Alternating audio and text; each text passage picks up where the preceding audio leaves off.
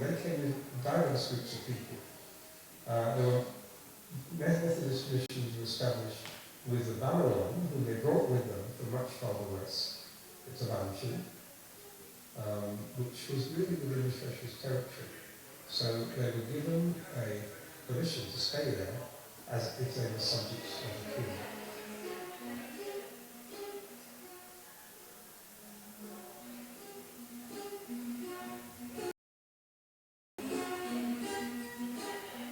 Of the Basotho tribes, the Bataung have the closest affinity with the Basotho. Originate in the area today referred to as the Great Lakes region.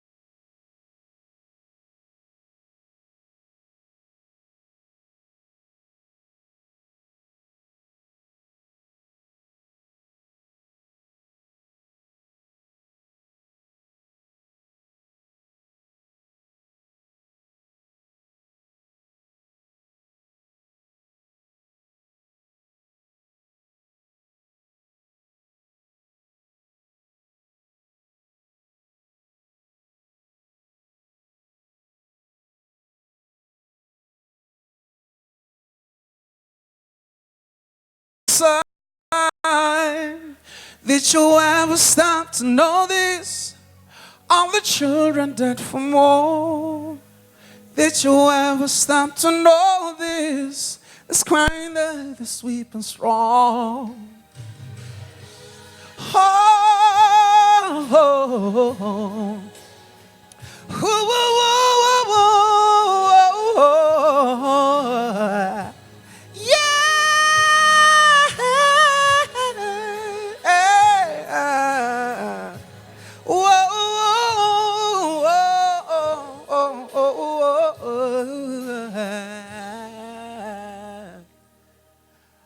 I used to dream, I used to glance beyond the stars. Now I don't know where we are.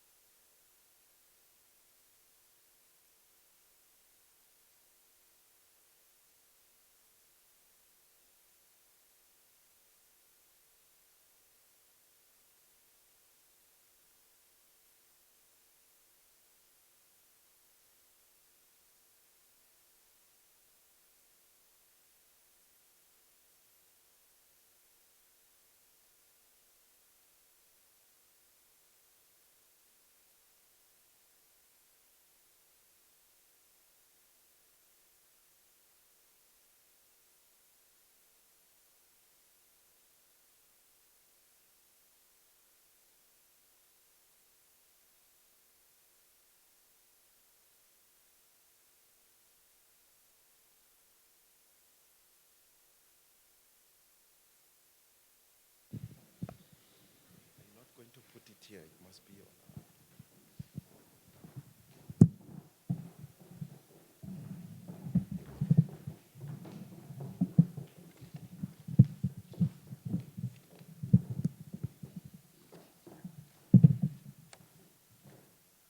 Thank you. You may be seated. We are now going to call on Serame Siditi to give us a musical rendition.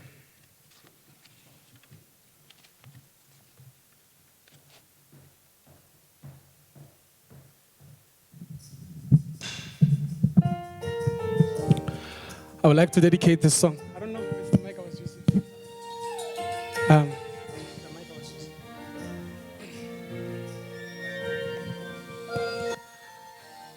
Oh,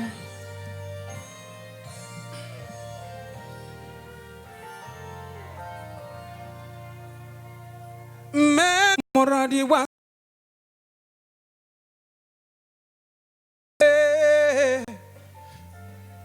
le katleho ya kalya ibona Memotswadi ke a leboha ka tsohle no le monyane dilemong empa o re hodisitse o no le motswadi o no le moratiwa hona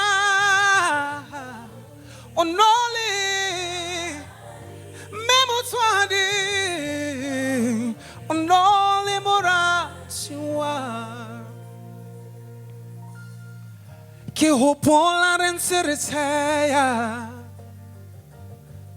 ha se le kgale maobanyana mona kajeno lena na ke le supela hole na le lona re tla kopana tulonye halalela batho bohle ba lefatshe ba lekile ho ntshedisa empa ha hona mantswe a lefatshe a kgona ho thoba maikutlo a ka oh motswadi oh hela. This song is the pray for the family. Of applause for Serame. So Serame Siditi is a professional singer. He is recorded. He sang with some of the tops. He's a local boy from Tabanchu. And I think he's got his CDs you'll be selling. Thank you very much for setting the tone. Bommeli bontate re alamohela moketing ona bohlokwa nalaneng ya University of Freystata. Moketi ona wa Morena Moshoeshoe o tsebahalang jwalo ka King Moshoeshoe the first memorial lecture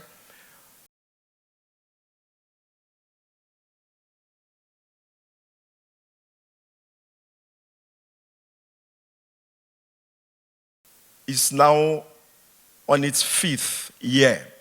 It has been quite a number of presentations and memorial lectures done in the past, and this is our 5th one.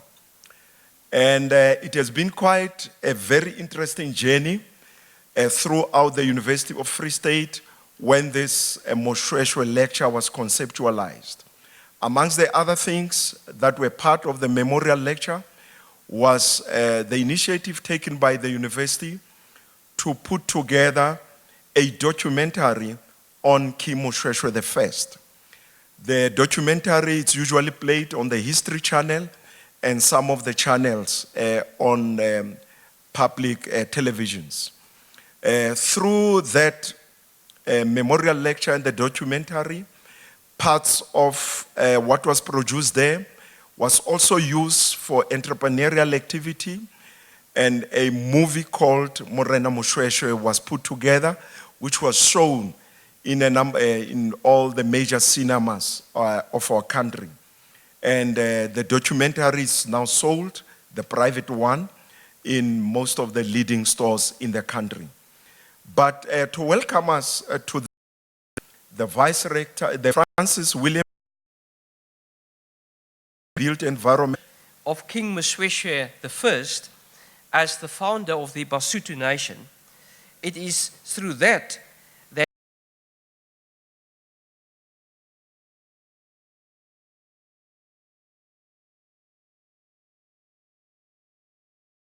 we demonstrate, and he have demonstrated, the power of ethical leadership.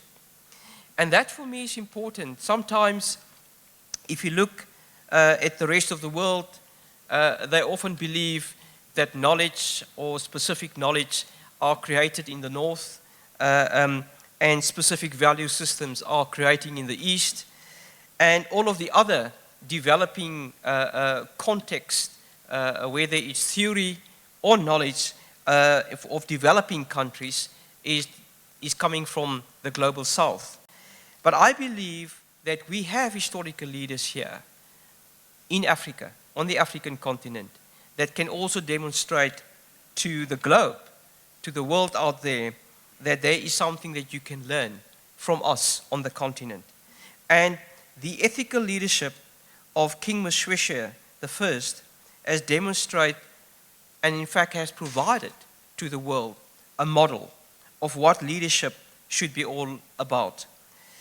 And I want to quote what Nunjabula Ndebele have stated in his inaugural address when he presented this particular lecture. He indicated, and I quote, "Leadership is what all of us do when we express sincerely our deepest feelings and thoughts.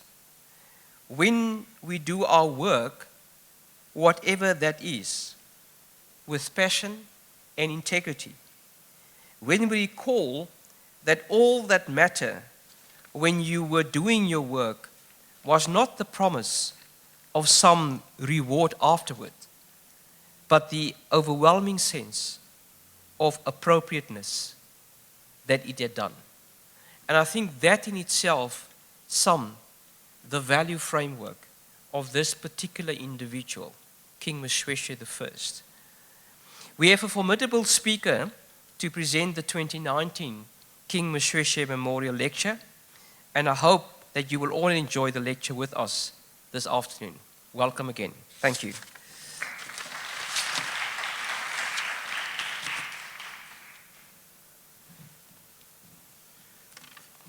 Thank you very much, Mr. Vice Chancellor.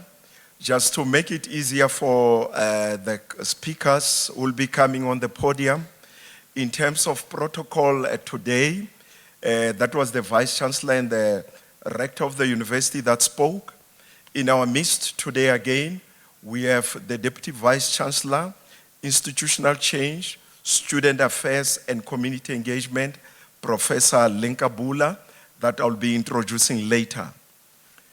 In our midst, the Registrar of the University, Mr. Nzalaba, Professor J.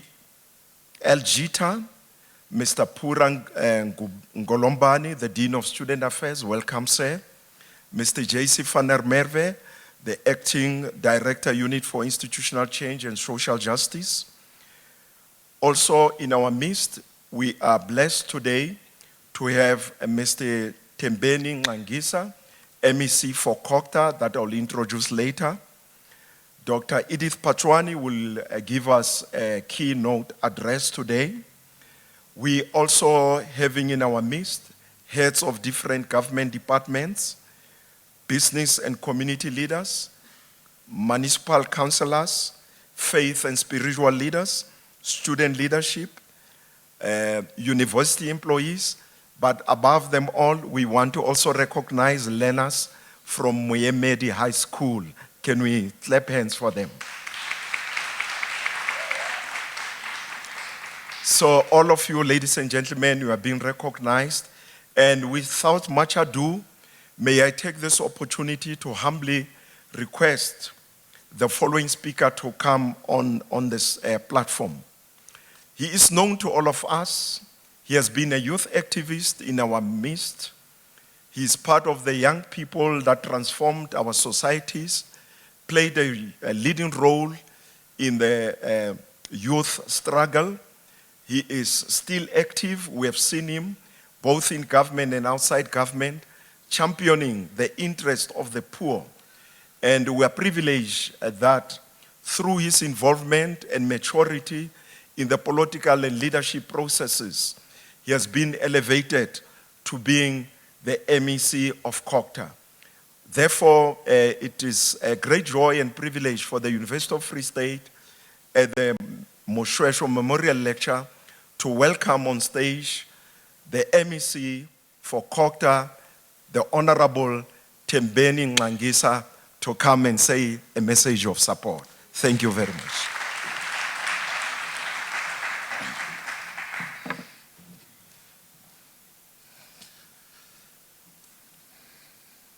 Master of Ceremony, Director and Vice Chancellor, Professor Francis Peterson, the Deputy Vice Chancellor, Prof Itumeleng Mekoa, other Deputy Vice Chancellors present here today, Dean and members of the University Management, the Student Representative Council, and leaders of all student formations. Our keynote address speaker, members of traditional leaders present here today, Salga Free State, Mr. Zonokolo Futwa, church leaders and community leaders today. Muemedi learners, beautiful as you are also greeted today.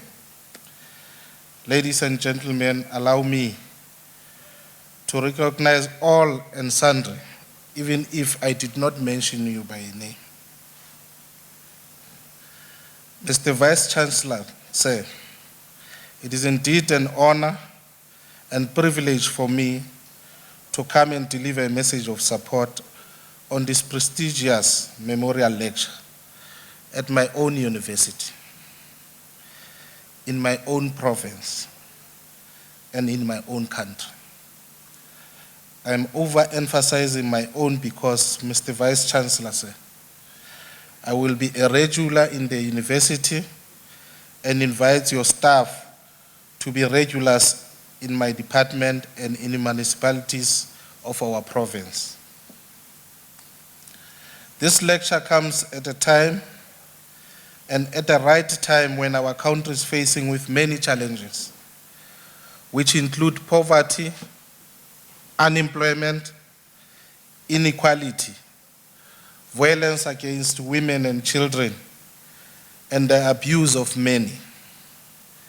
May I take this opportunity to add to the voice of the African National Congress, as well as the voice of the Premier of the Free State. I wish to condemn in strongest possible terms any act of abuse and violence directed at women and children. The barbaric act do not have a place in our society. We call on all, especially men, to join hands to bring this scourge to an ultimate end. We equally call on all members of our communities to stop killing other human beings, especially our fellow Africans. The question for all of us is, what must be done to find an urgent solution to destroy these demons who are destroying the gains of our hard-earned democracy? A lecture like this helps us to look within ourselves for a lasting solution to all these challenges. Reading the history of Moshoeshoe I, one finds inspiration that solution for all what is facing us is within us.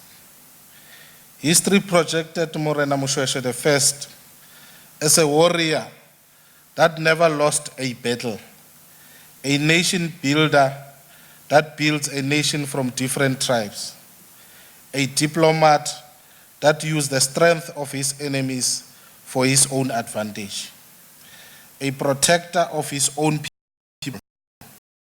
that used the lekgotla for collective and wise decision making. Above all, Morena Moshoeshoe was a believer in a doctrine that never separated him from his people and ancestry, a role model for forgiveness and reconciliation. Our own democracy is built on similar principles, on nation building, reconciliation, reconstruction and development are the cornerstones of our post-apartheid dispensation.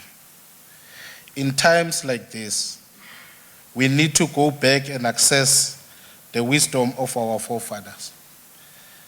Untate Morena Moshoeshoe, Nelson Mandela, Oliver Tambo, Charlotte Maxeke, and many other heroes.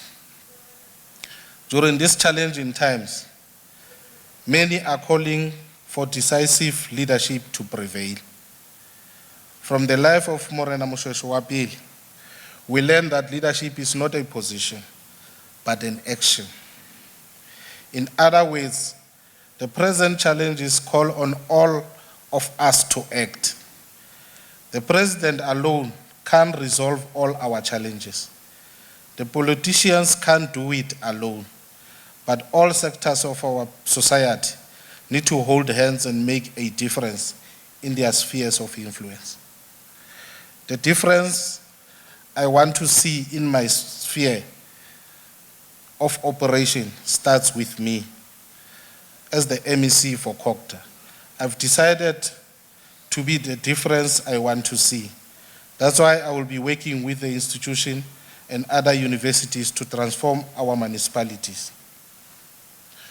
I believe that Morena Moshoeshoe I was the embodiment of excellence leadership.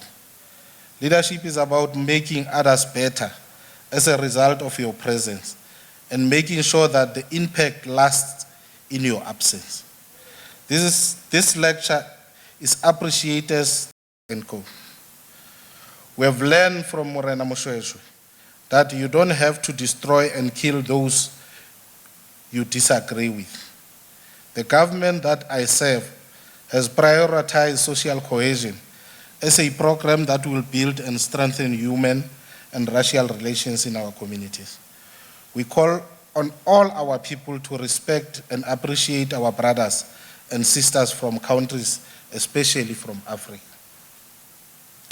We call on universities to help us build communities, to train leaders and members of the communities who will provide leadership and facilitate social cohesion at various levels of municipalities.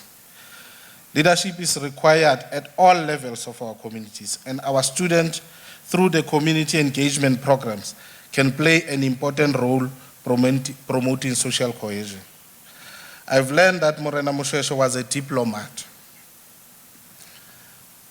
confirmed by Colin Powell, when he says diplomacy is listening to what the other guy needs, preserving your own position, but listening to the other guy, you have to develop a relationship with other people, so when tough times come, you can work together.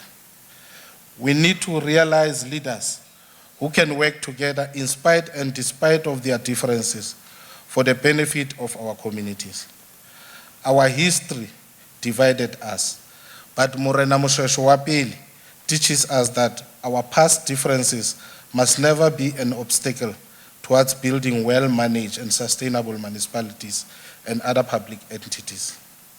I personally and fully agree that all wars represent a failure of diplomacy. As John C. Maxwell says, I quote, "Leadership is not about titles, possessions, or flow of chat. It is about the life influencing another." Close quote. May we use our homes, churches, schools, universities to nurture our people to emulate the example set by leaders like Morena Moshoeshoe I, Ntate Nelson Mandela, Ntate Oliver Tambo, and many others. Mr. Vice Chancellor, once more, thank you very much for the invitation. We support the university's role of providing academic and intellectual leadership in finding and discovering solutions for the difficult issues facing our country today. We are looking forward to hold hands with you to build capacity within our municipalities to ensure that our municipalities are centers of excellence in their mandate. Ke a leboha, ke a bulela.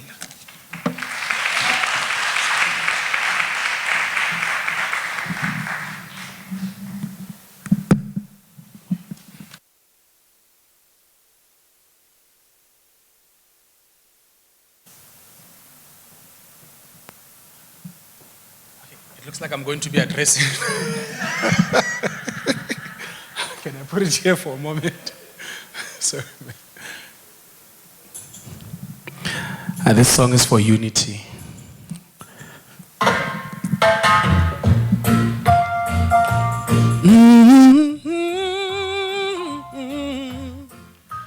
Whoa, whoa, whoa.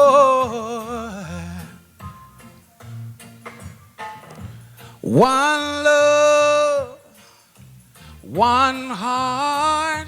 Let's get together and feel alright. Hear the children crying.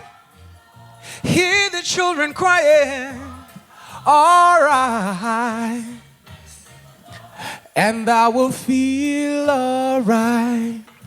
Let's get together and feel alright. Whoa, whoa, whoa, whoa, whoa. Let them all pass out there dirty remarks. But there is one question I really like to ask. Is there a place for a hopeless sinner who has served all mankind just to save his own save? What about a one heart? Yeah, together and as it was in the beginning, so it shall be in the end. Alright. And I will feel alright. Let's get together and feel alright. One more thing. Let's get together to fight this holy Armageddon. So that when the man comes, there'll be no more doom. Feel pity on those whom their chances go thinner, for there'll be no hiding place from the Father of creation. Say it. What about a one heart? Yeah, together and feel alright as I plead to all mankind. Whoa, yeah, to the Lord, and I will feel alright. Say, let's get together and feel alright. Give thanks and praise to the Lord, and I will feel alright. Let's get together and feel alright. One more time. Let's get together and feel alright. Thank you.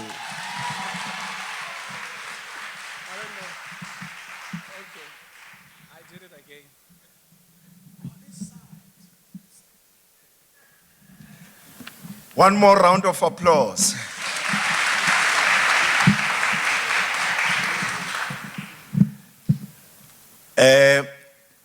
If one studies the history of Morena Moshoeshoe I, you realize the means that he used to build a new nation.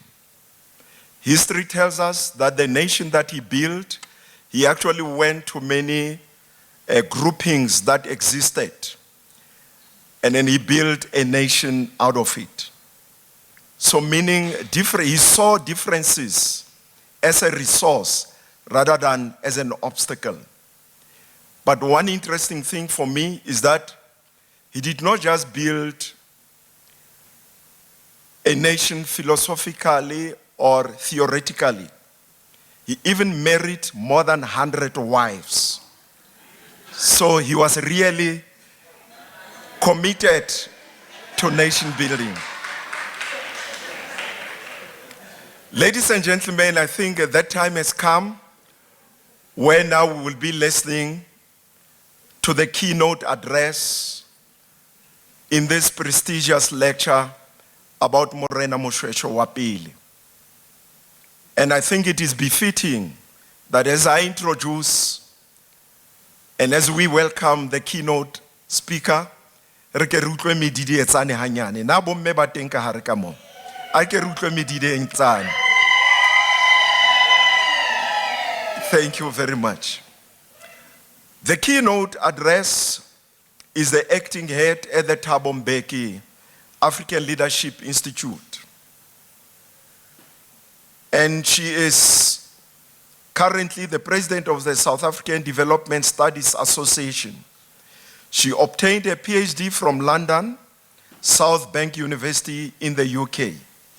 Apart from her academic commitment, she teaches at the US presidential program called Young African Leaders Initiative. I'm also a graduate of that program. Mandela Institute for Development Studies leadership program, which is called MINDS, and the Leadership for Social Justice module for UNISA's community engagement workshops. That is Chance to Advance.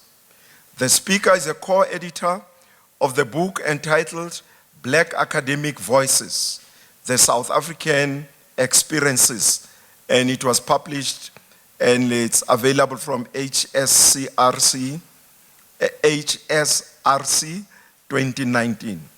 She has provided research and advisory services and policy reviews for the government of South Africa at national and provincial levels. She has experience in board directorship, includes serving as trustee of the Old Mutual Education Trust, and is also a member of the UNISA Thabo Mbeki Foundation Partnership and the University of Johannesburg Pumani Paper Partnership. The speaker was a member of the faculty of the University of Johannesburg. She is also one of the founding members of the African Decolonial Research Network. She was previously an executive in executive leadership positions, which include serving as deputy chairperson of the International Fellowship Program Alumni Association, the South African chapter. The speaker was also deputy president and secretary of SADSA and several think tank groups such as FES, South Sudan Peace Building Reference Group. She's also been in Public Service Commission Steering Committee on SAU partnerships. She also served on the Water Research Commission Steering Committee on Decolonizing Water Sector. The speaker provides leadership, research, advisory, and consultancy services in various organizations. This speaker that I'll be introducing right now, she's now the recipient of the 2019 Mail and Guardian Top 100 Women Changing South Africa. Ladies and gentlemen, help me to welcome on stage Dr. Edith Phaswa. Thank you very much.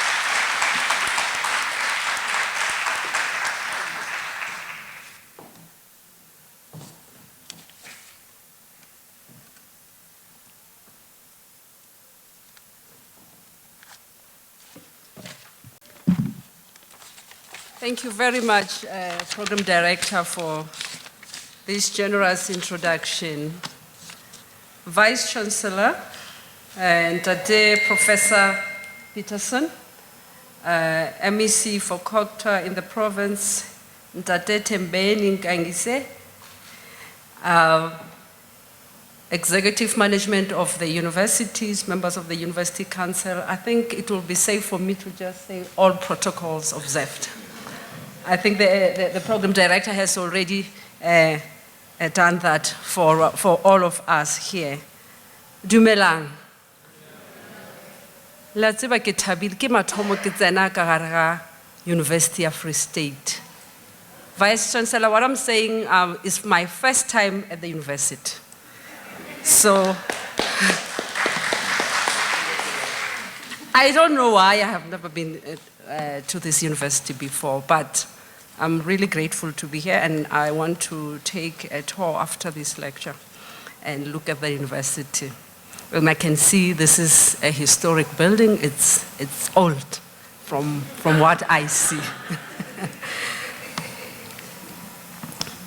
Program Director, allow me to acknowledge and appreciate the university's invitation to deliver the 5th Moshoeshoe Lecture at the University of Free State. It is a singular honor for me to be here as we gather to celebrate the life of one of Africa's true legends, Morena Moshoeshoe I.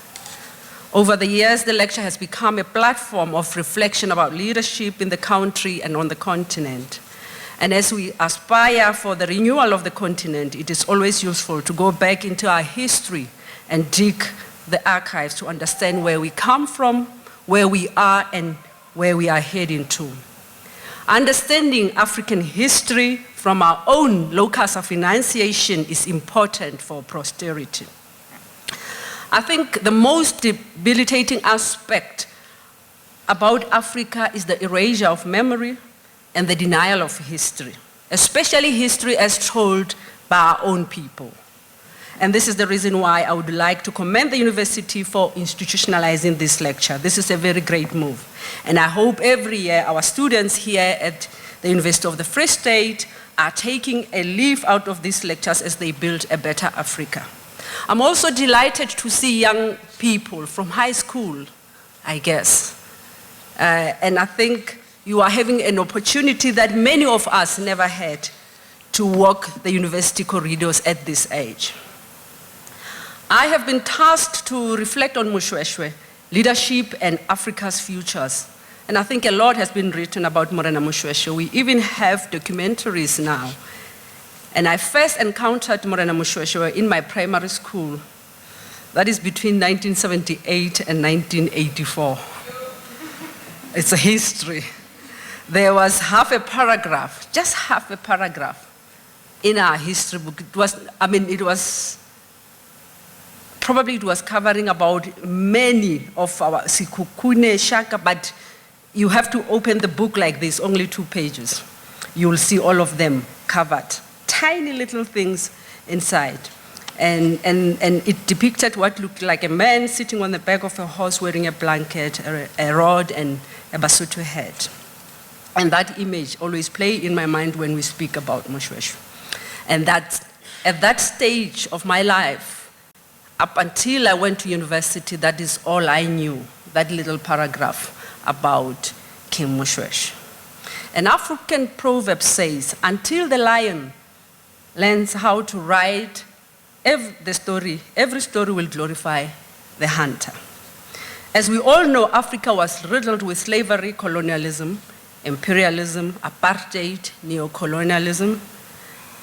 During the time of encounter with colonialists, most Africans could not write. Therefore, their stories were told in oral form. So all the misdeeds that happened at that time were not known to the world for a very long time. The story of Africa that was told was written by the hunter, as they were in authority and literate. So the stories may not be true, as everyone has a point of view.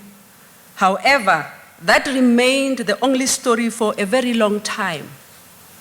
And one of the most difficult tasks that confronts African leaders today, and maybe future African leaders, is how to rewrite the African story in such a way that it does not glorify the hunter, and how do we do this within the current curriculum, also which invisibilize Africans and their histories and contributions in the world. Morena Moshoeshoe for me remains one of the greatest symbols of resistance against colonialism of the 19th century south of the Sahara. African people here on the continent and in the diaspora have resisted domination in various ways for more than 400 years and continue to do so up to this day. Africans all over time, across ages and time, are yearning for the spirit of self-determination. And this is why even our young minds today are in struggle. Ndlovu Gacheni traces some of the ideological struggles, beginning with Guyvism in the US, where Guyvism was also a movement which was started by Martin Garvey. And as you will know, it was about black people's unity, it was about self-improvement, self-reliance, black race, pride, back to Africa movement, Africa for Africans. And just after the Garveyism, then we also have another struggle, Pan-Africanism, which also started as a struggle for black people. Unity for black people was the key for the Pan-African movement founders. Continental unity was also something that they really debated with. Unity of continental and diaspora Africans was also part of that Pan-African movement. Liberation of the black race, as well as the rise of black people. And then you also have other movements, negritude, and which was basically against French cultural arrogance. And this negritude movement also was also about rebellion against assimilation and somehow also projection of what they called African personality, self-definition, African uniqueness. And following this, you also come authenticity. And here, it was about Africanization, renaming, rebellion against dependency, rebellion against mimicry, as well as African cultural revival. And from this movement also, you are going to also find African nationalism. And I think we know in this country, MEC, that's where in 1912, the ANC was also born. And this was about national self-determination, political independency, economic independency, and cultural independency. And also the fight against colonialism. So Africans also grappled around what they called African socialism, which was against capitalist exploitation on the continent, and self-reliancy and rehumanization of African people. And then Africans in the continent also grappled about black consciousness, which was against imposed inferiority complex, and which was more about psychological liberation of black people. And from the 2000s as well, but I don't want to portion it from 2002 because in our time, President Mbeki becomes the embodiment of the African Renaissance, which is also a struggle for the rebirth of Africa. But it started with Pixley Kaseme and Sheikh Anti-Diop, even though some called it resurgent Africa, and it migrated, it evolved, I beg your pardon, it evolved until it was resuscitated by President Mbeki. And this was about Afro-modernity, African solutions to African problems, rebuilding new Africa and institutions. So young Africans need to be aware of all these struggles and their achievements in order to be able to achieve the renewal that we all aspire for. At the AU level, Africans have provided grand plans. We all know about the Agenda 2063. I will be 91 probably. At that time, I won't be able to see what we have achieved. I find it very long, a long time, the Agenda 2063. But in all of this, what you find is that unity, African unity, remains at the top of what Africans aspire for. And unity as exemplified in the leadership of Morena Moshoeshoe, where different nations coexisted and allowed to practice their beliefs and customs. I want to use the concept of nations because I am really uncomfortable with tribes. So where possible, different cultures can merge and integrate and form hybrid cultures without inferiorizing other people or even without elevating one's culture to be more dominant than the others. So what Africa needs today, in my view, is thought leaders. We need a critical mass of thought leaders, people who are thinking, not just leaders, but they have to be thinking. And thought leaders is someone who possesses the right kind of knowledge which is needed to challenge existing paradigms. Which means a thought leader is going to be someone who's going to acknowledge that the story as told by the hunter is riddled with the danger of a single story as predicated by Chimamanda Adichie. Such an individual will go deeper to dig in existing African archives, in addition to the colonial archives that we have, trying to understand our own heroes and heroines. The primary purpose should be to question and challenge and not merely accept as knowledge what has been published in books. The first point of departure for any African scholar is to understand that this voluminous African archive is to first accept and embrace the fact that Africa is a legitimate site of knowledge production. In an attempt to define what exactly is a ritual archive, as Professor Falola, the US scholar, renowned US scholar, call it, a ritual archive. I call it African archive, but he uses the term African ritual archive. And here he's saying, I am quoting, I am deploying the term archives in relation to rituals as a means of challenging the conventions of Western archives, namely what is deemed worthy of preservation and organization as data. Whether or not it is interpreted at any given moment, my intention here is not to restrict archives inside the location of the library or university or museum. I am also seeking to apply the techniques and resources of academic archives to rituals so that there can be greater preservation and valuation.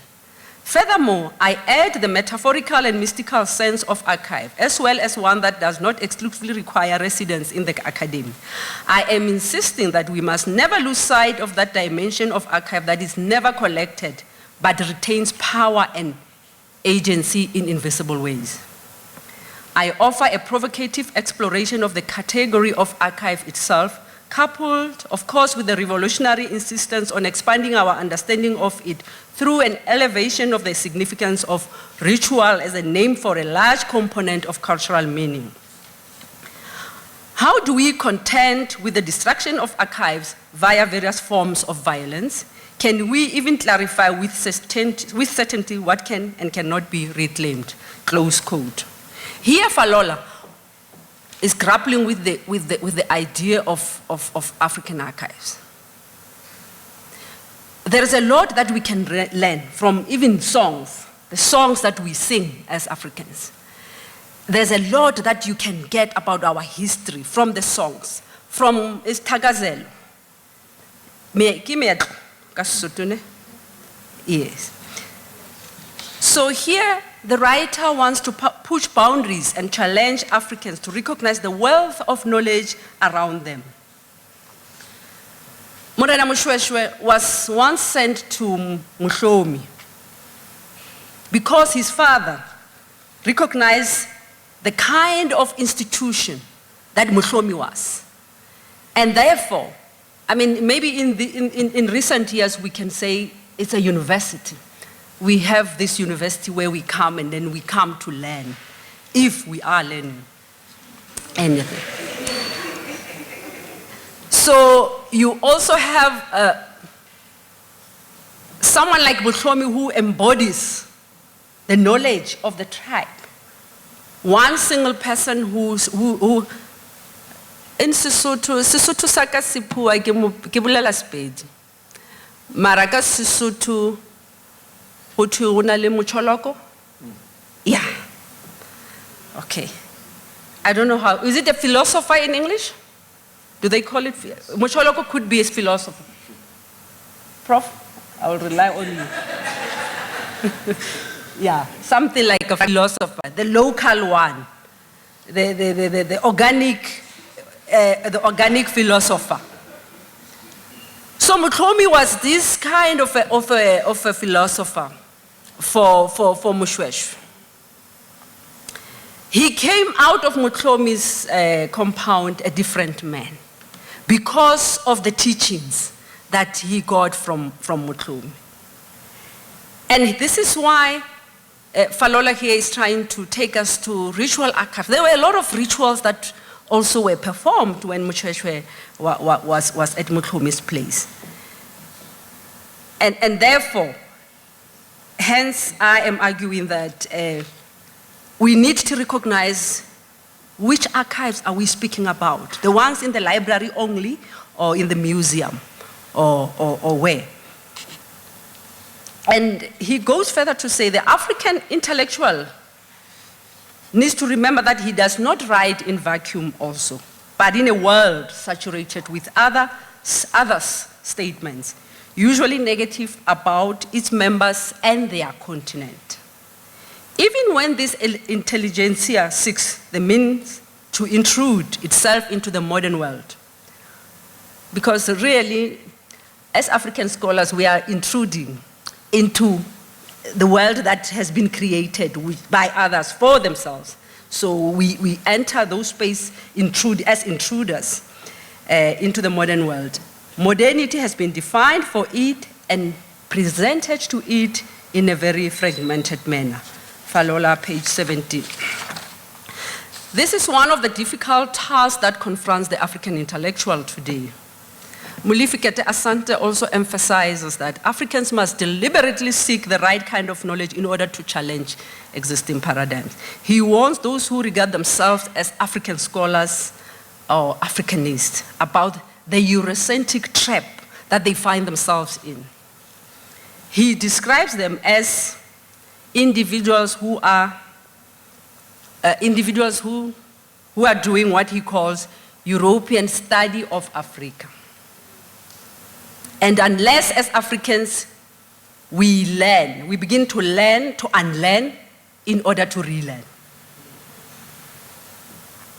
For a long time, the world has been trapped in a self-centered Eurocentric knowledge system that is unable to see a broader picture of the world, but chooses to see diversity as a threat to its existence. And that was not the case with King Moshoeshoe. He was able to coexist with many different nations within his kingdom.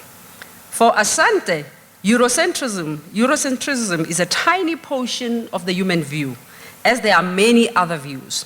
This is why he inserts his theory of Afrocentricity within the world of existing world knowledges. And he argues that every time he's trying to speak about Afrocentricity, he gets told that that is very parochial and very provincial.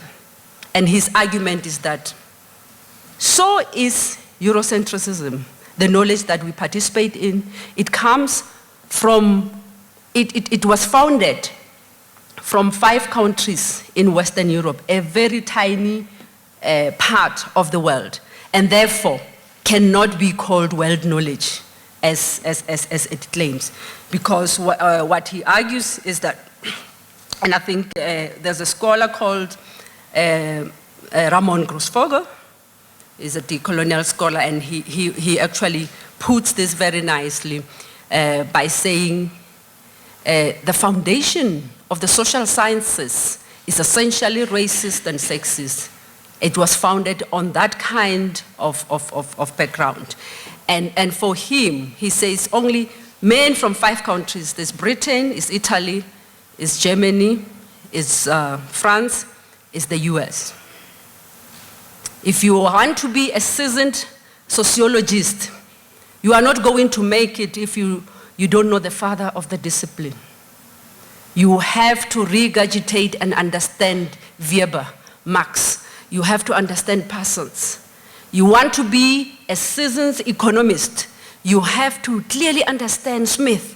you understand Keynes, you have to understand Ricardo, you have Rostow. So without those fathers, these disciplines have fathers as well. So you have to go and be baptized there before you can call yourself an economist or a sociologist. So which means that all of us, we need to go and bow in Europe, in Europe, to be able to be citizen scholars. So this is one of the difficult tasks that confronts the African intellectual today. I think, and as we are reflecting on it, we need to really think deeper around these issues. So in trying to understand the legend Morena Moshoeshoe, it is also important that one does a pilgrimage, and I'm challenging students here. You might be coming from Cape Town, you might be coming from Zimbabwe, you might be coming from Botswana. You are very close now to the mountain of Thabo and all other important historical sites. Just save a piece of your mind. I did it as well. I did it myself as a young woman as well, to do that, to make sense of what is being said or what you have read, and also have a clearer picture, not just rely in the books, because we really want to understand these archives.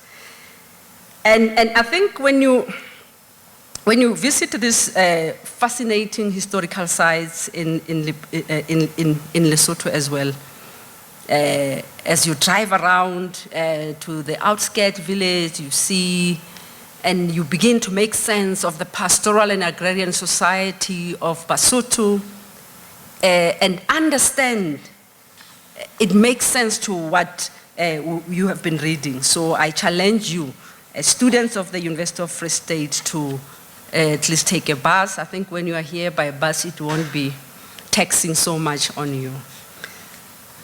So upon receiving this invite, I tried to look at one of the booklets that a friend once borrowed me, and I had even to drive to Sandton to his house to find it.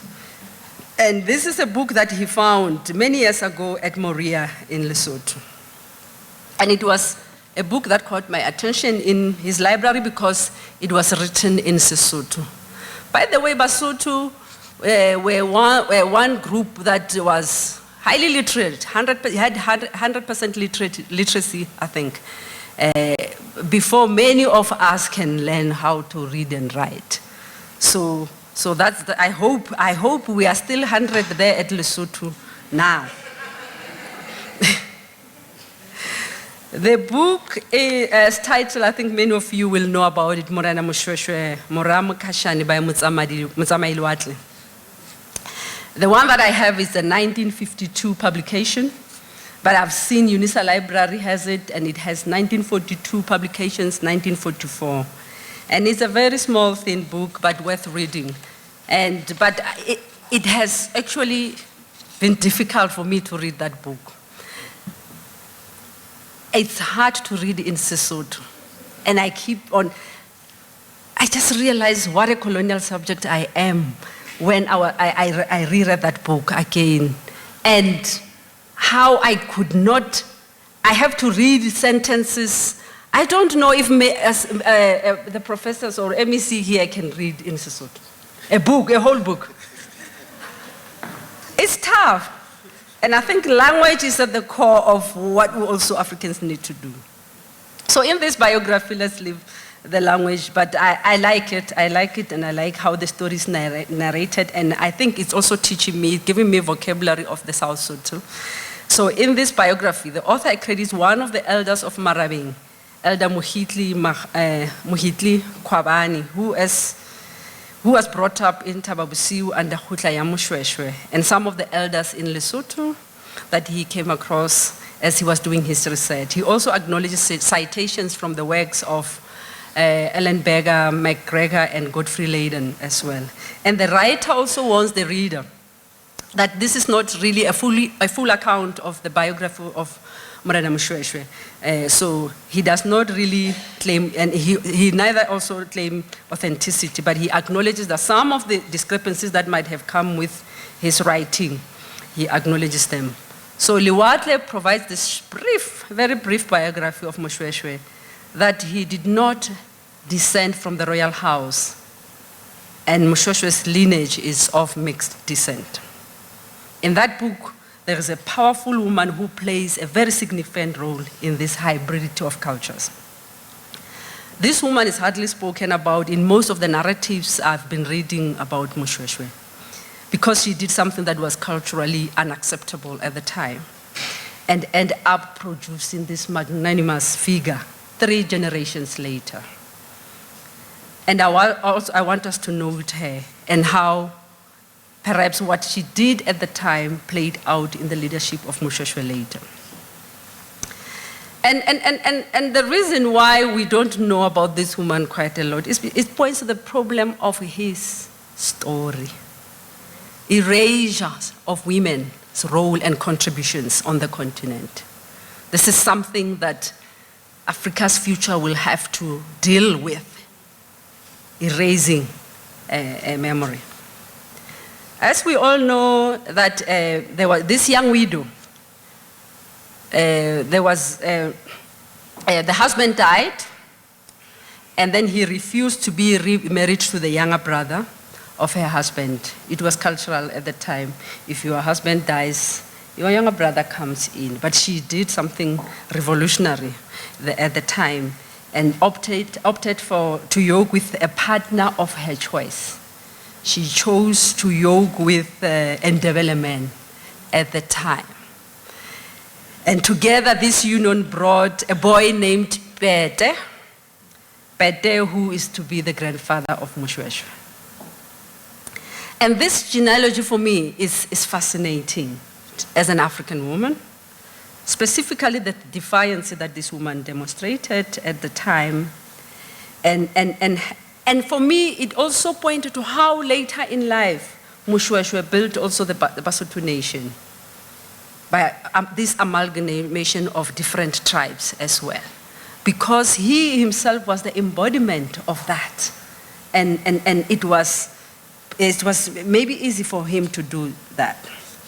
The US-based Nigerian scholar Nzigu has actually shown that African culture has been distorted in such a way that today we tend to say things are un-African, even when they were never African. Through integration, we need to recognize that our culture has been mixing with other cultures. And therefore, certain things that we hold so dear that they are un-African, we need to go back. And this is why I'm saying Africa's future rests in thought leaders, people who will go back and try to understand the African archives. How did we do this kind of things? How did we bury our dead? There's so many things that you can learn. We have changed, we have evolved over time. And you really get surprised when people tell you something is an African. And for this woman, Nzigu talks about how the status of being a wife was the lowest of women's identity in African culture. As it was understood that individuals bring their own identity into the institution of marriage and not the other way around. And that's why in Zululand, you will be married and be called Mapaswana, even if your surname is Paswana. You bring yourself into the marriage and your identity does not disappear as soon as you enter marriage. I don't know how much time I have. Okay. I now want to contextualize African leadership and its problematics and its distinctive nature, because I believe that if you take a position as an African leader, you have to be aware of certain things. Because you are not inheriting any privilege. So you have to step back as an African and understand where you are going and how the world sees you. It's important. Because sometimes as we assimilate and accommodate and become chiefs, leadership, after you, now you, in Nigeria, they say if you are leadership, people will say, let's say I'm the vice rector, Professor Peterson sitting here. You have your own deputy vice chancellors. But if we really want to ngoma you, you know, we will say, it's Peterson, and then it's Peterson, before the Lenkabula comes. So after you, now you. After you is you, before anyone else can come. Whoever is coming is the third. So African leadership involves a unique role because of the positionality of the leader, the constituency or your followers, and the environment in global context. Africa as a continent finds itself at the periphery in global power structures. That is a fact that I think that everyone knows. And subsequently, its people also find themselves in similar positions worldwide. You know, if you're African, you live in Brazil, your situation is also peripheral. You live in the US, it's peripheral. You live in the UK, it's peripheral. So that is the identity that you carry. The question that the concept raise around the world is, the question that I raise is that, oh, what am I saying? I beg your pardon. Okay. So I think it's important to understand the behaviors, the traits of an African leader, what are the different leadership functions and roles, what are the competencies needed for an African leader, and all these questions sometimes we assume that they also create a different role for you as an African leader in global context. So a leader, as an African leader, first of all, you are going to belong to a governing class that is a target of ridicule and also vilification, condemnation, and disdain. And there are reasons why people perceive you like that. You are also perceived as a class of people whose predecessors tend to personalize power extensively. People who, even if you could be the new dawn like Cyril Ramaphosa, as soon as you enter the UN and you are an African leader, they know how to, they have their own assumptions about what you are capable of doing and how you deny your fund. You have to clarify yourself and say, no, I'm from South Africa. And things are going well in my country. I just came into office now. You have to clarify because the world sees you like that. And there are reasons because some of our leaders have been, how can I put it?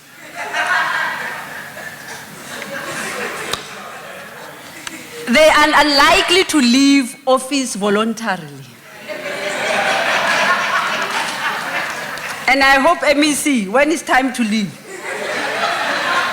you are going to leave. And also, they are likely to be distant from the masses. People that you phones you, it was easy to call and contact. As soon as they assume, they cut you off. They don't even answer your phone. Some of our leaders have left office through assassination, military coups, and all of that. But on the other hand, there is a brighter side that you belong to a class of courageous and fearless people who confronted and survived the twin evil of colonialism and slavery and apartheid in South Africa. And you also survived planned poverty, hunger, murder, diseases. So you are part of resilient people. So when we go to the constituents of, that you are going to be leading, your followers,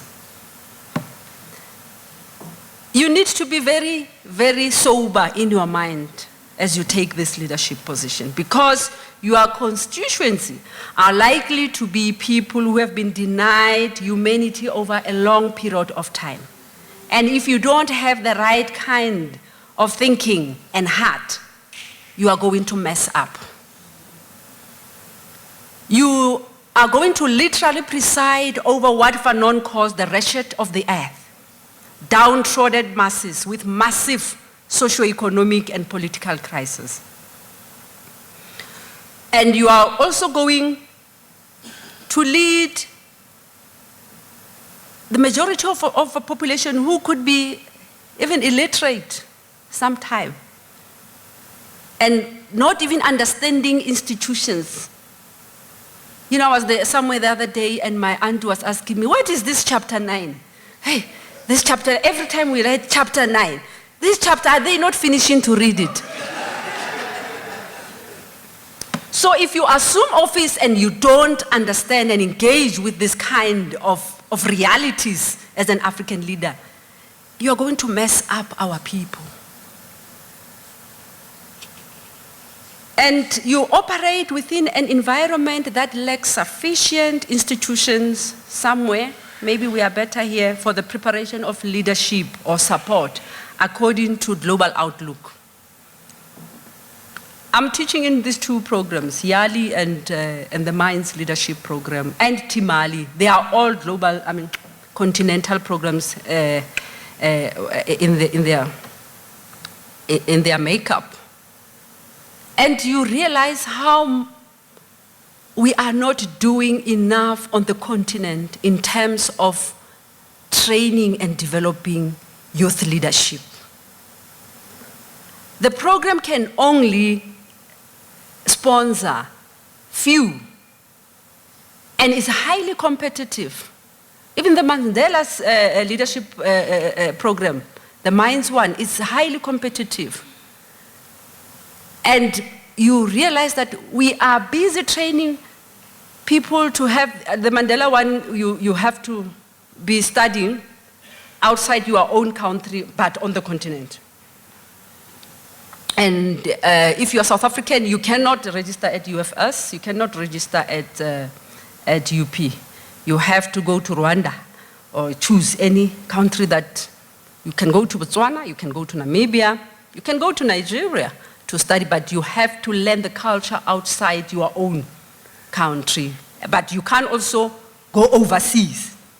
You see what I mean?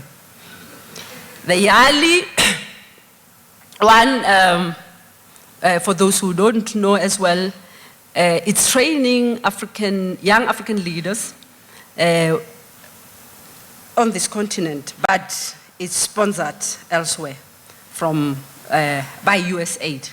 The US government sponsors the program to teach. But whoever feeds you controls, right?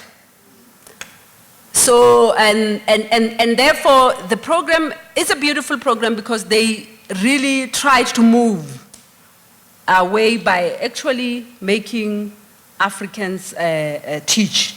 That's why we are teaching our own. But you also have pockets of the Mandela Washington one within YALI, where students will go abroad and spend some time, 6 weeks in the US. Well, it's the little thing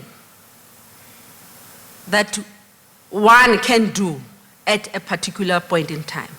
And I want to challenge all of us who are having young people, whether at home or within, or even if they are not yours, but in the community. Look at those young people as they hang around shops doing nothing. Just create a little mkhabulonyana. And you can write to some of the professors here, some of the people who you know stuff, to come and teach them. Because that is not enough.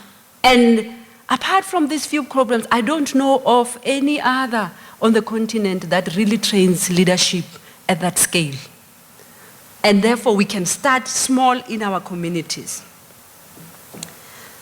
So, as I say, an African leader is also likely to operate in a domain that has been characterized by widespread corruption, huge external debt overhang, net capital flight, disinvestment, collapse of social infrastructure, food crisis and insecurity, overdevalued national currency. I mean, there are some of the currencies on this continent, you might as well leave them when you leave the place. You might as well put them there and say whoever can pick them up. Because when you arrive, you are not going to do anything with them. They will probably buy you a chappies. When African leaders assume leadership roles, these realities, they don't just disappear. But instead, you have to make or see them as exaggerated, like they are so many, your work is huge. Not, I'm happy, I'm moving to Cape Town, I'm moving to Bloemfontein, and now I will be leadership. And then blue lights. The excitement is all about that, rather than actually the work that awaits you. So I think as African leaders, hence I say, you need to be very sober when you take leadership. And this is the context within which I would argue that an African leader should recognize that he's not privileged as other world leaders to be able to confront the challenges that await him. You are not Xi Jinping. You are not Barack Obama. They walk into office, they know a few things. They even create problems because there are no problems. So they have to re-engineer and engineer programs. So what type of a leader does Africa need in the future? My question is, can Africa lead actually without power? I have already gave you this picture that we are at the periphery of everything. And we all know that global power is asymmetrical, and we are at the edge, on world stage. So, which means we need a future African leader who needs to understand that power is central to understanding leadership.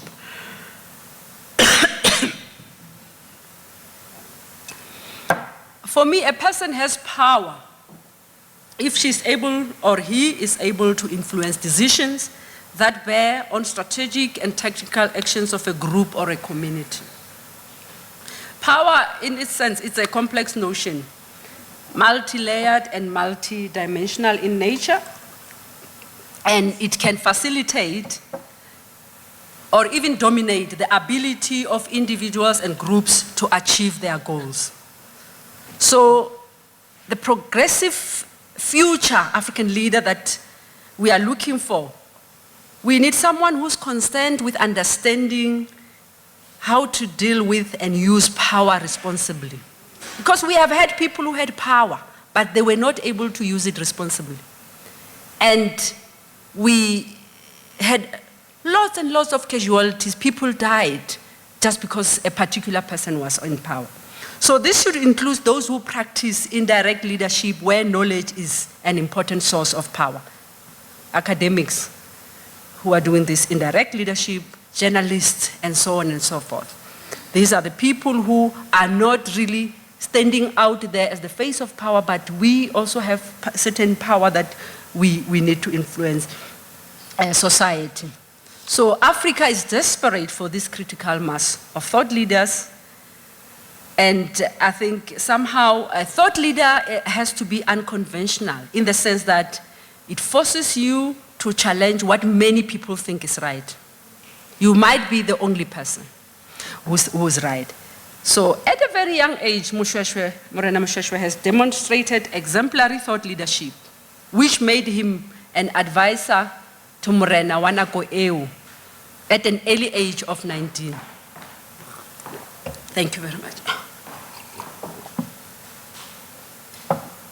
And it happened just one day when he was herding cattle. And he saw men passing and he said, "Where are you going?" They say, "We are going to kill someone." And he said, "But when you kill this person, you are also going to be killed. So people are going to perish in this place." And then they stood and said, "What are you saying? Someone did something and we are going there to kill." And Morena Moshoeshoe said, "I don't think you should be paying for blood. But I think, even when you arrive there at the king's kraal, just try to advise him at least that the person who did you wrong give you 10 cows instead of you being killed." So these men, they went to the king and they told the king about this. And the king said, "Bring this young man here who said this. I want to see him." And from that day, Morena Moshoeshoe was sought for advice by the king. So you can make your mark in the world young as you are. You don't have to be 40, 45, 60 to make a mark. And I guess we can also see when people get there at 60, what happens? It's like, it's the last time. This is my only chance. And I have to wipe so that when I retire, I get something. So we are all big enough to make a mark in our society.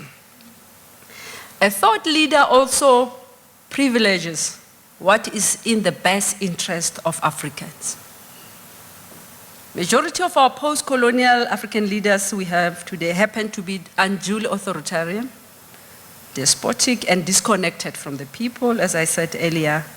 Rather than they act as servant leaders who see leadership as a channel of service, they have used the state as an instrument of exploitation, oppression, and domination. And in most instances, voices of dissent have been silenced. Silenced through death, many. If you are against what the leadership is saying or what the state is saying, some people are dying on the continent here. It might not be happening in this country, but as you travel across the continent, it's really shocking. I have young boys from South Sudan, 1916, who just by writing an article are now living in Kenya because the leadership could not stand that kind of challenge from these young voices. So Olorontuba points that politics then become a zero-sum game in which the winner takes all while the loser loses all, and sometimes including their own lives. And in this process, public institutions have become personalized and converted to an arena of rent-seeking. So the interests of fellow Africans are relegated at the bottom. It's not something that they want to talk about. And a thought leader also understands that the will to live is more important, because he knows that even Morena Moshoeshoe did that. There are instances where Morena Moshoeshoe will concede to the powers that be, even, send his cows, his men to various leaders when he was sick. I think as a leader, it's important to know your strength and your limitations and accept. So he was not someone who was going war for the sake of war like George Bush and Tony Blair. Also, even though he had this military power, but he always understood that the greatest thing is to be alive. For as long as you are alive, you can change. But if you die, people will decide on your behalf. You will lose the power to veto, and people will decide for you. So he understood that he is useful to his nation when he is still alive. If he dies, then that's the end. Not to say and he understood also even his regiment. If they die, also they might die, many of them. And that's why sometimes you might call it defeat or whatever a derogatory way you want to put it, but the will to live is important because of that. And he didn't operate from because, you know, there's a logic of people who are operating from the paradigm of war and those who are operating from the paradigm of death, you know. The paradigm of peace versus the paradigm of war. The paradigm of death versus the paradigm of life. And Moshoeshoe, for me, was someone who actually operated from the paradigm of life and peace. A thought leader is also liberated from inappropriate standards of success and leadership, where leadership is about strength only. And when you say you are not going to war, you are not going to fight these people, people instead see weaknesses because they want you to see you taking arms and going to attack. And that is definition of a powerful leader. And I think that's why as thought leaders, sometimes you need to sit back and understand with the gains, the benefits, the consequences, the losses. Sit down and think and wage all of this. And I think Morena Moshoeshoe was able to do that. The Africa that we aspire for should certainly value its young people who have valuable contributions to make in society if given a chance. Age should not be a barrier to make a mark in society. And Western thinking, with its obsession with hierarchies, glorified age and use it to discriminate and marginalize people. In African culture, age has never been a marker of intellectual identity. And that's why Yusu Moshoeshoe was able to sit as advisor for the king. And also Naka, writing in 2007, also said, cautions about African culture, whatever we call African culture as we go around creating it, that there are places on the continent where young people are expected to defer to experienced leaders, and when they resist, that is interpreted as erosion of culture. How old was Kwame Nkrumah when he took position? How old was Julius Nyerere? They were young men at the time they took leadership. But today we hear that it's an African, you are eroding culture. In Nigeria, in fact, you can't speak to an elder and look at them in the eyes. They tell you, Watella. You must bow down when you're speaking to elders. And these are some of the societies that we live with. I want to conclude and skip some of these things. I think this, in conclusion, Samuel Olorontuba writes, Africa needs a third liberation, the context of which must include freedom from the hegemony of imported knowledge, freedom from subservience to the logic of global capitalism, freedom from the slavery of fake values and cultures, and freedom from the visionless and kleptocratic political parties. And how do we do that? As my talk has been centered on thinking and thought leadership, it means somehow we need a different curriculum. Our curriculum should start there because we don't have the Mutlomis anymore. But Choloko, we look down upon them.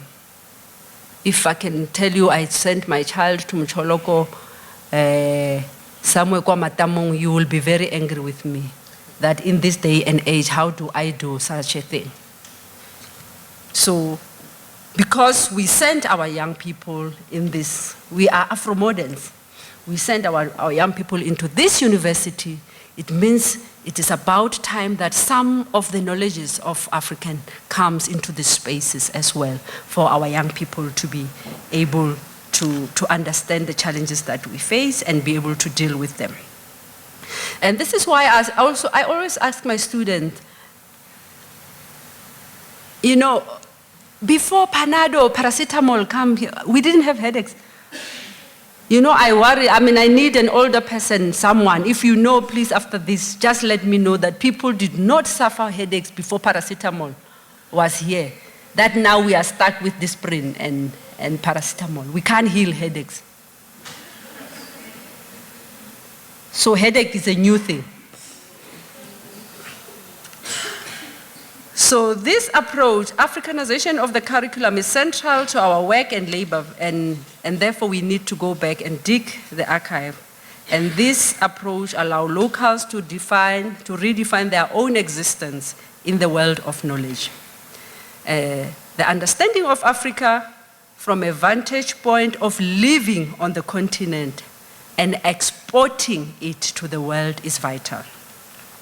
And I personally, I have been developing what I call Afro-decoloniality, which is a unique blend of multiple perspectives. In my training, my leadership training, that really originates in the Global South and in Africa in particular.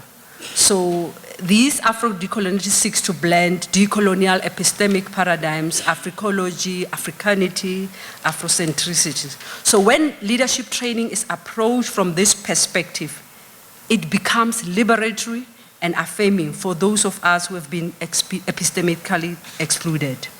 And when we assign readings for our students, we also must make sure that we deliberately ensure that there is a balance in terms of the authors, and they must be able to read what Africans think and say about the issue before they engage with world thinkers.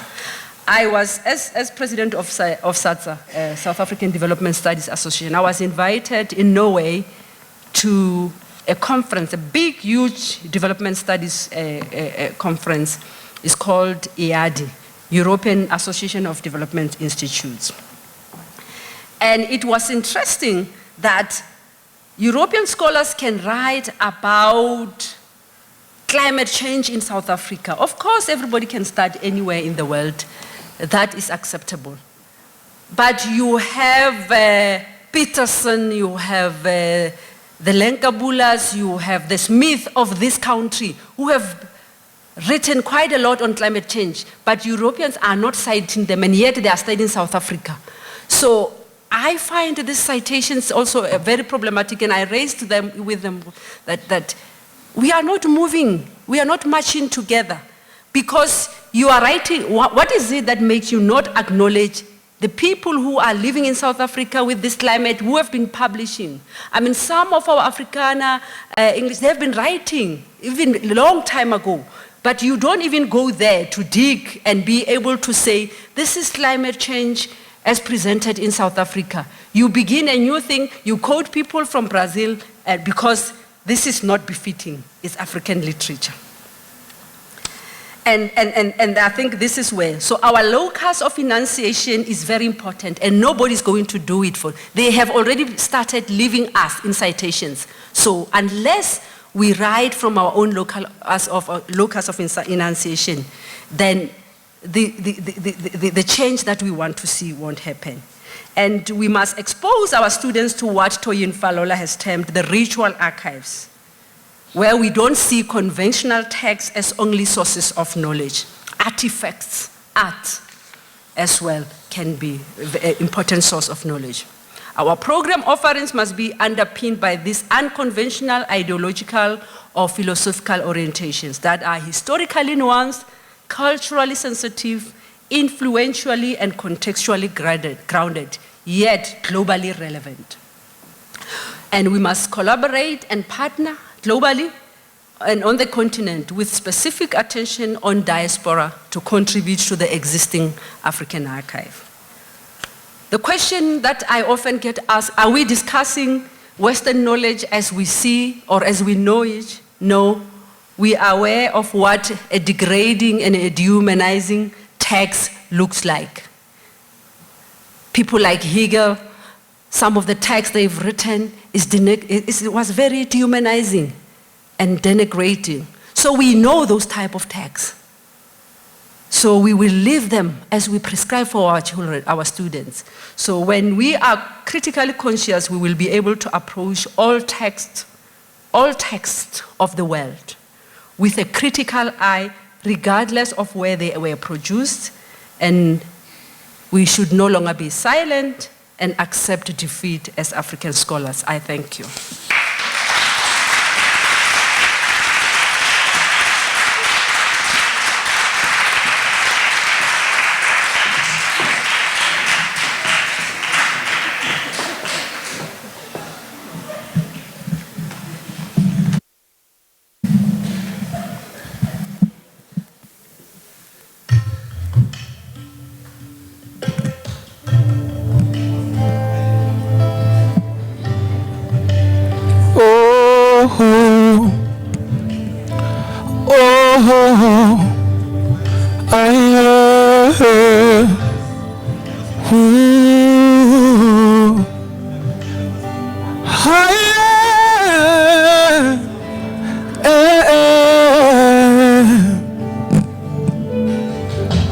We're sleeping on the cold streets. We're living on the broken dreams. Keep us warm under your wings. We are the chosen people, but the skin covering a body became a curse to a people. Too many people die with a hope to live again. Take away a pain and give us a better tomorrow for our kids. Can you hear me calling? Can you hear me calling? Can you hear me calling? Can you hear me calling? Ramasedi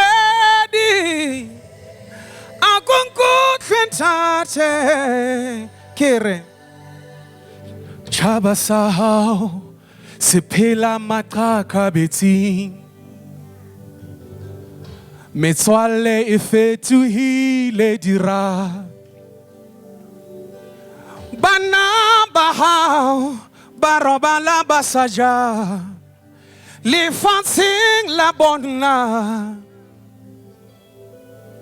Bafetuile mahoba Akuru Trentate Kirina Wankutra Kihuela Huena Kirina Wankutrana Kihuela Huena Haye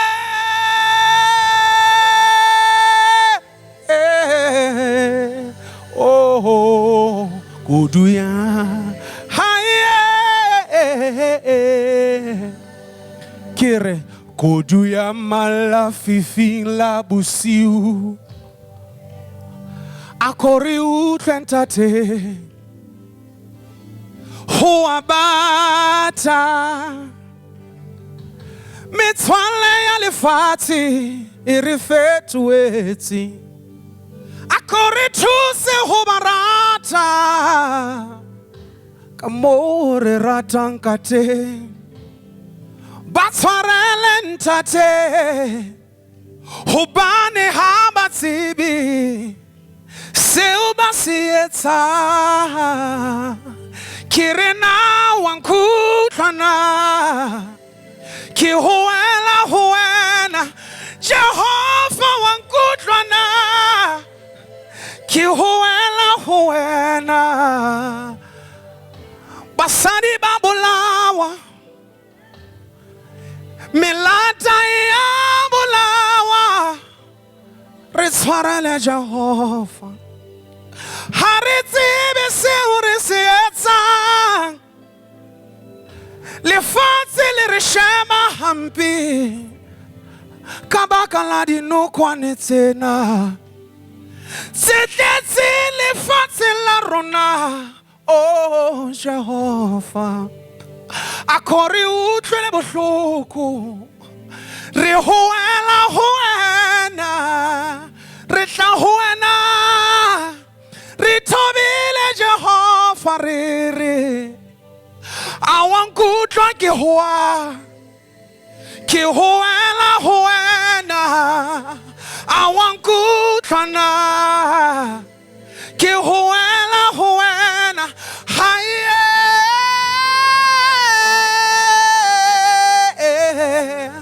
khotso hayate Afrika hae kopane hawankutlwana.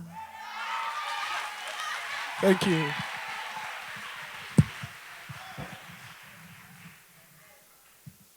I think this was befitting as an acknowledgement of the speech made by Dr. Phaswa. Can we give another round of applause? Thank you very much, Serame.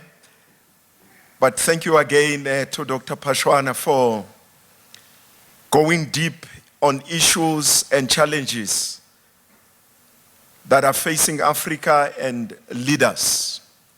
I don't need to repeat what she said. I think the Deputy Vice Chancellor in her closing remarks should touch on those issues. Another round of applause for Dr. Phaswa. At this moment, I'm going to call two of my colleagues, Lolly and Moody, to come on stage as we'll be doing some gifts just before the Deputy Vice Chancellor comes on the stage. Can we give them a round of applause?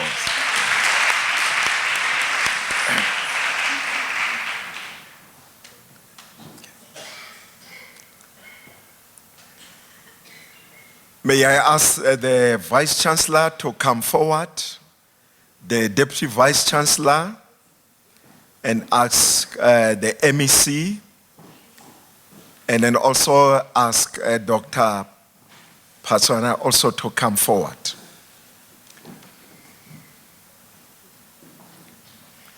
Now in Africa, we know that it is our way of living that no one must ever come to your home without receiving or eating something.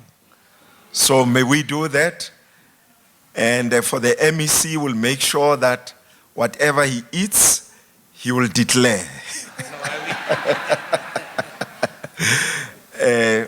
Come forward, my colleagues. And this is just a token of appreciation from the Department of Community Engagement for the role that we have played in providing us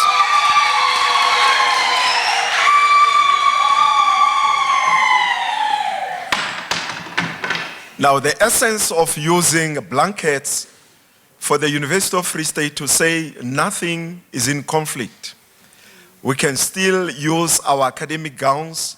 They are not in conflict with our cultural wear. And the Vice Rector is saying we are a place where we fuse things. You don't have to throw things away. We can do and learn from each other and work the best for all of us.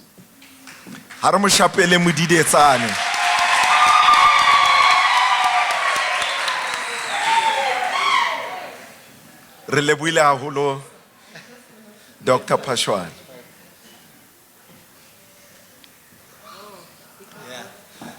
Jwale he letona lona he ke leo le lona re mo shapele matsoho.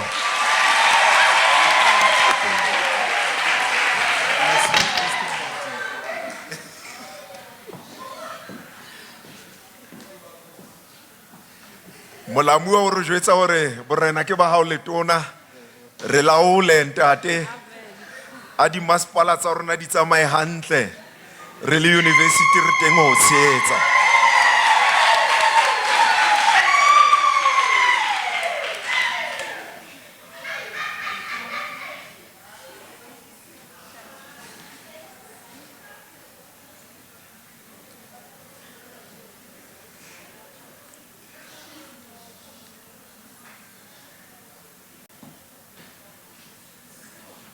Eo he ke mongaka ya re mo shapele matsoho haholo. O jane ne ke la ha iso kwana ne ke tla bua he ka dithupo tse ntle tsa ho haha motse.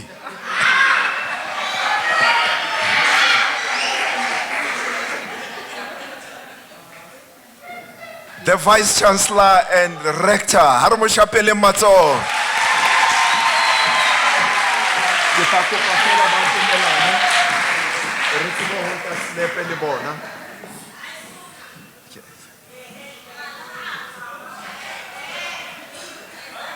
Ba he bana ba thisile he ba eme ka pela rona.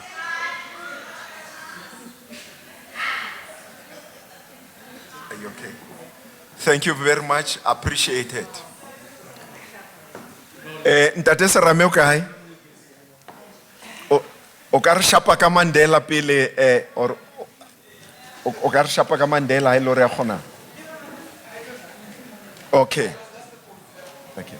While you are doing that, it is a great honor and a privilege again to introduce the Deputy Vice Chancellor, who's actually the direct custodian of this memorial lecture, and my department reports to her.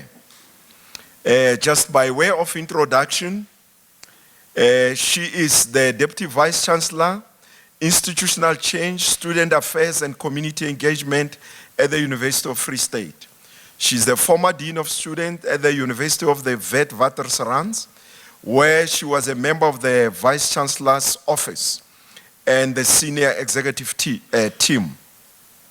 She was the executive in charge of student governance, campus health, campus housing, and residence life, the careers counseling, and development unit, vet sports, and the development of leadership unit. She holds a doctorate in ethics, theology, and philosophy with specialization in ethics of the economy, ecology, and politics. Her doctoral thesis deployed multidisciplinary approaches drawing from ethics, legal, and economical questions. The one that I'm going to introduce has previously held management positions at different institutions, including the University of South Africa, where she worked as the Dean of Student Affairs. The speaker that will be coming now has widely published in a number of academic journals, and she also served in many boards of economical and academic institutions. She also has consulted for local and international institutions, including a position as an expert advisor for the former World Alliance of Reformed Churches. Ladies and gentlemen, allow me to call on stage, as we put our hands together, Professor Itumeleng Mekoa, the DVC that I introduced.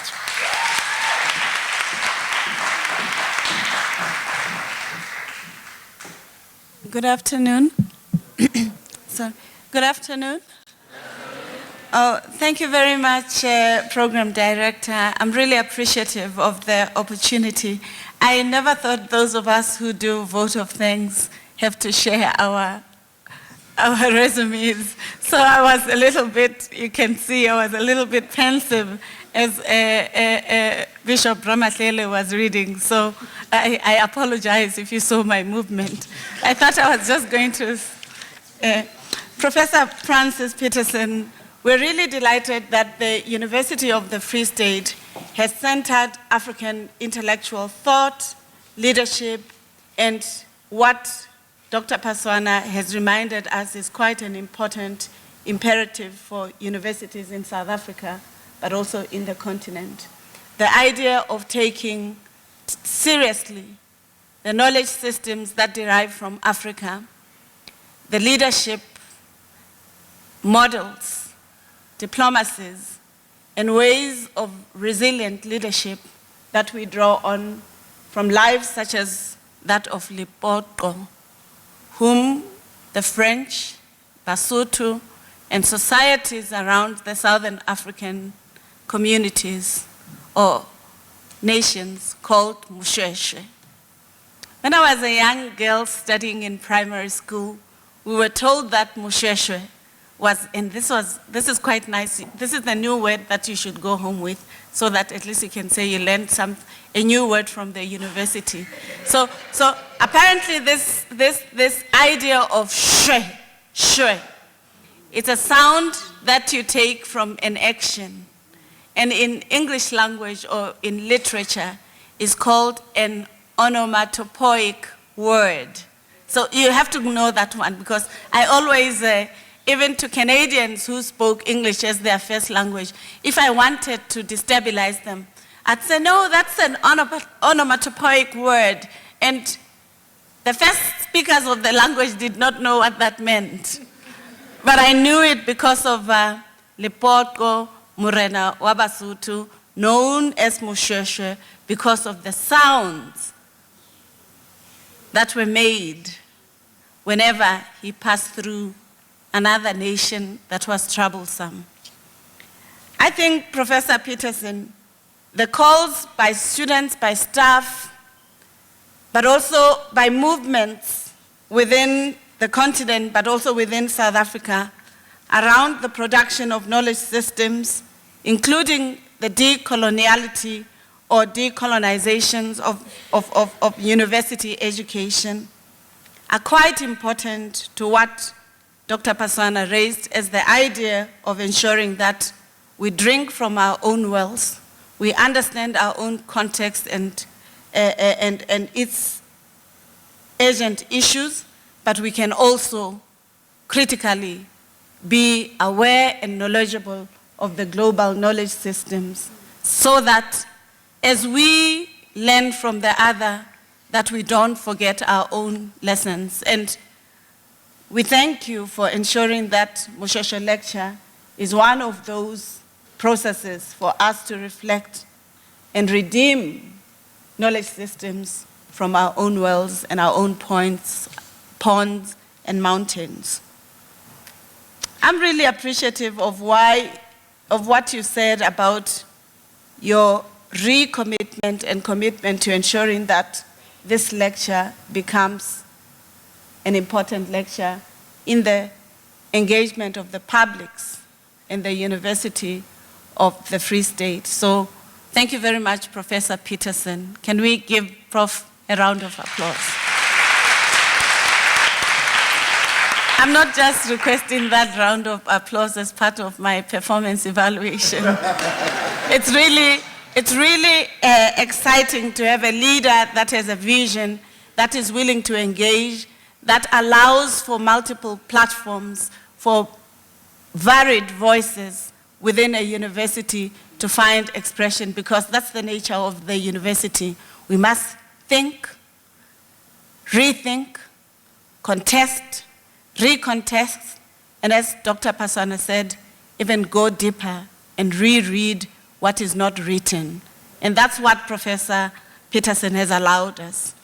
And our MEC of COGTA, Honorable Thembeni Ngagisa, the Sesotho accent is stealing what I should be, an Eastern Cape accent. And those who understand the relationship between AmaXhosa and Basotho will understand. So I've certified it, but I apologize. I think MEC, when he stated the importance of national government, but also provincial government, to drawing on the strength of what is the core academic principles or agenda of universities as important pillar for enhancing the work of municipalities, of provincial leadership, but also envisioning the quality of life that this province must proffer for its citizens, but in the contribution of the flourishing of our society in general, but also the global continent. I think we need leaders, political leaders, as Dr. Phaswa has stated, who are not only excited about positional power, who are not only excited about the seduction of power and therefore, in a context of poverty, the praises and praises even when they are failing. I like the metaphor that she used of the Nigerians who will say to Professor Peterson, Peterson. You are you and you and you before anybody can come. Because it's a series of criticism of this idea that leaders have now assumed for themselves, where leaders are no longer embodied in their communities, are scared of those they lead, or those they encounter, or those that they interact with. So when leaders are scared of those they lead, then we are told is a problem. Because Moshoeshoe resided, contested, negotiated with those he lived with, but also those who lived outside, to the extent of inviting the French to come and share their own knowledge as a diplomatic but tactical strategy to ward off the Dutch and others who were trying to encroach into his territory. So this is profound history that I think is a good lesson that we draw on also your engagement and your message of support. I really am elated because Dr. Phaswa did not talk about leadership in terms of knowledge production, its dissemination, the going back to rereading what we observe in the present, what was in the past, what may be hidden or evident. But she helped us to understand that natural sciences and social sciences interact through the use of this metaphor of archives.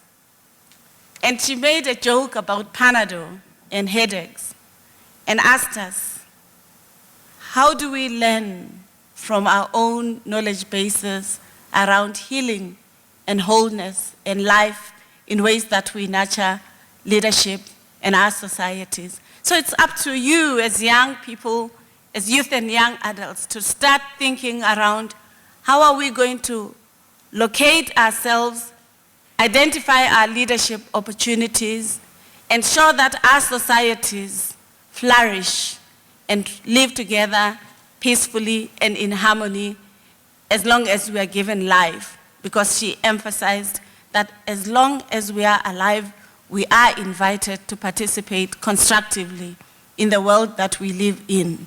If we are in the university, the idea of writing, the idea of knowledge production, and the idea of relating with others is quite important. So can we give her a round of applause, but a really loud one?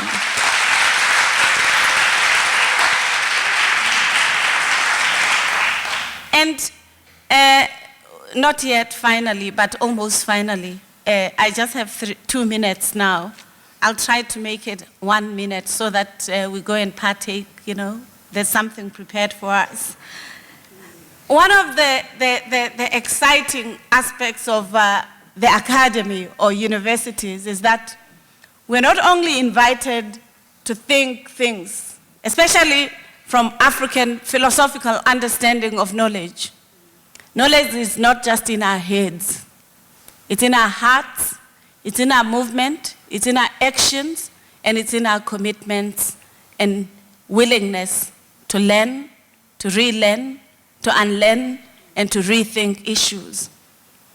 And the music that Serami provided for us, the words especially of the last song, were an invitation for us to understand how song can sing with the written text that we heard from Professor Peterson, from the MEC, from Dr. Phaswa, to ensure that we don't just live with excited heads, but also a sense of concert in our bodies. And thank you very much, Serami.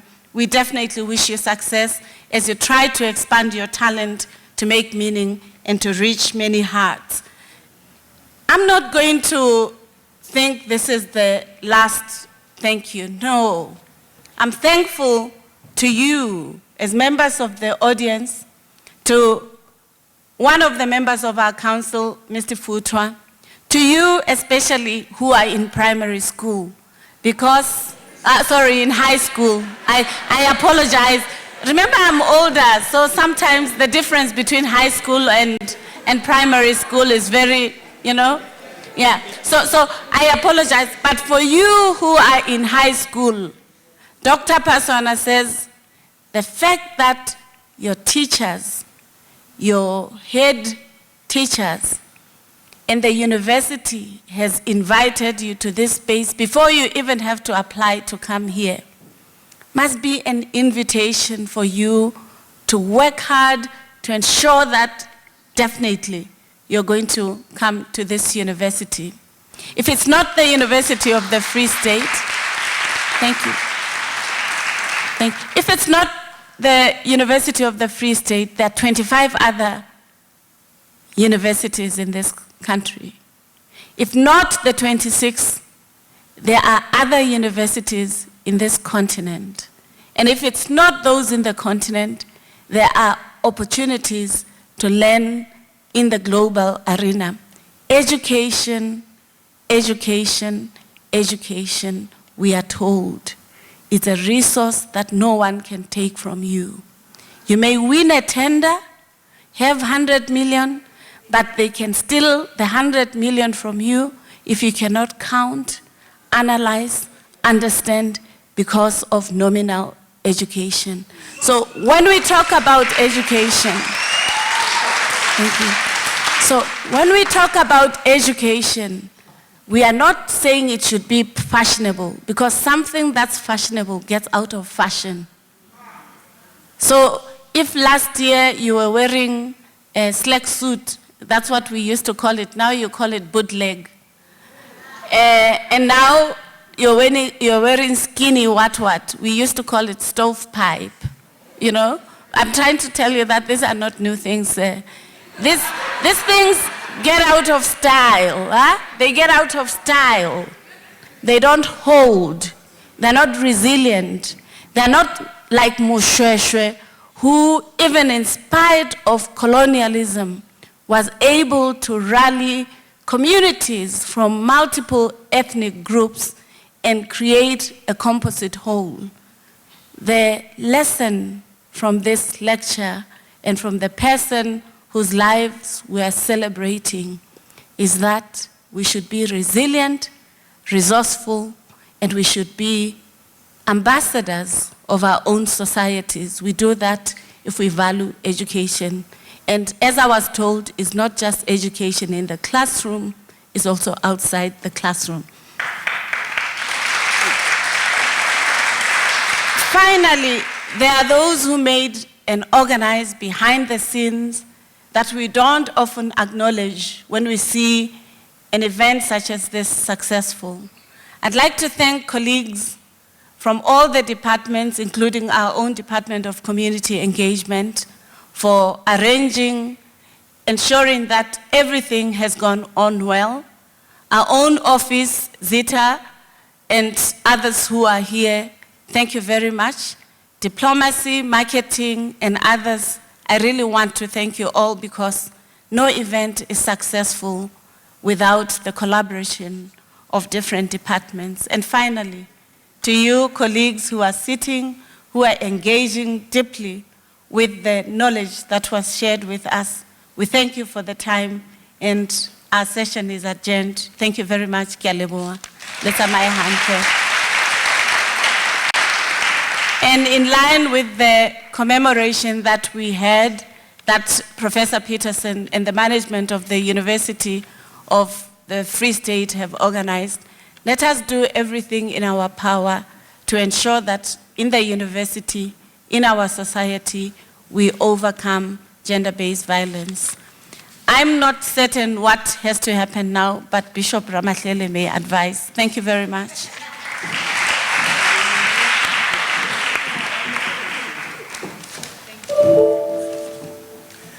Thank you very much. I think we've come to the end of this, and we are going to ask Serame to play a song, and then as he plays it, we'll ask the procession to go out. And then you are all invited for refreshments. They will be served outside. And then for the learners, we did not want to keep you long.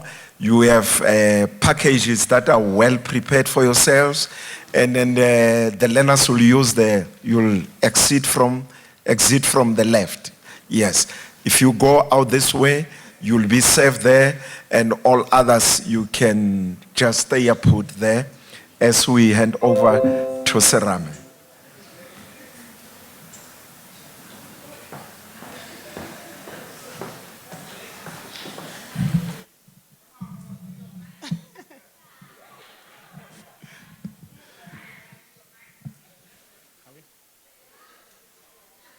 I hope you will.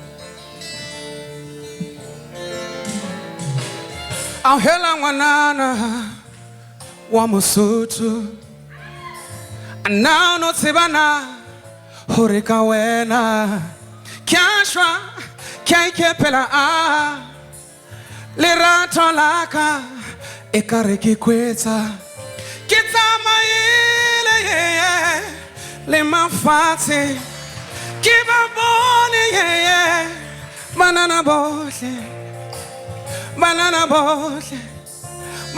bohle, yeah. Kia orata wanesu, oh, wanesu,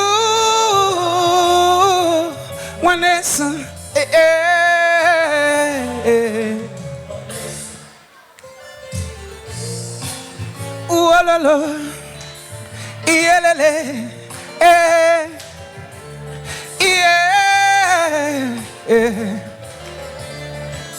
Keep on burning, banana boat,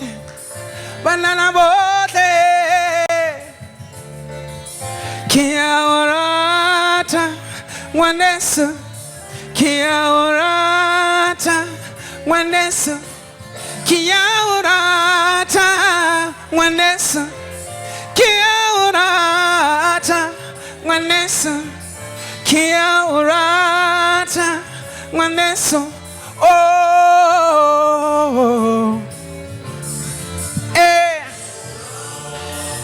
oh, wanesu, kia shana, kia ikepela, kilora mela, bomalume, baton kupela mohope wa beti, ahe, kia shana, kia ikepela, kilora mela, baton kupela mohope wa beti.